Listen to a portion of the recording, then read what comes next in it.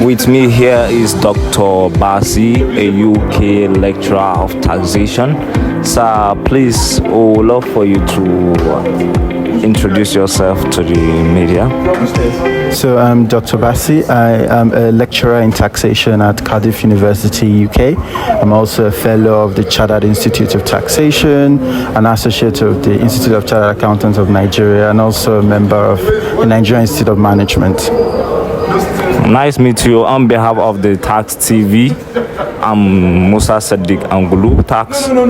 So I want to know what's your feel for Nigerian tax system to carry the youth along in every aspect, especially in the AI implementation in terms of tax collection. What do you have to say about that, sir?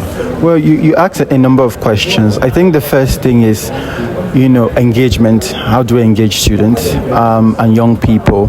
And I think one of the important things is making sure young people feel like they have a stake in society. They have to feel like, what are they receiving for their taxes?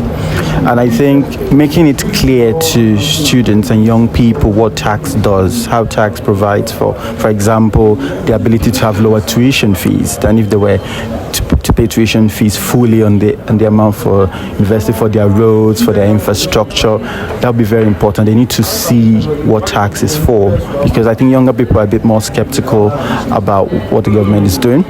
And the other thing in the area of AI, I think this is somewhere where young people can be very helpful in terms of technical capacity and technical skills, and the government needs to give incentives to encourage, these young people who have these technical skills to stay in the country, or else if the tax system is not favorable, they may go elsewhere.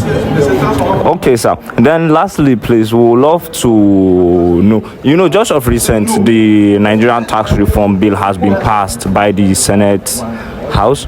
So we want to know, from your own aspect of view, the tax reform bill, is it having a positive impact in the Nigerian tax system, or what do you have to say about this tax reform bill? Thank you for that. So I've done a lot of research prior to this tax reform bill on how we can reform the tax system in Nigeria. So I do know a lot about what we need to do.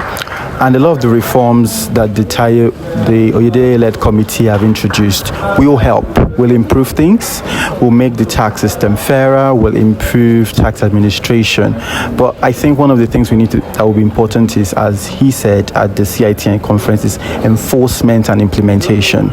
Because what I found in my research is that we have a lot of laws on the books, we have a lot of institutional setup, but however, they are constantly being undermined by by the influences of politicians.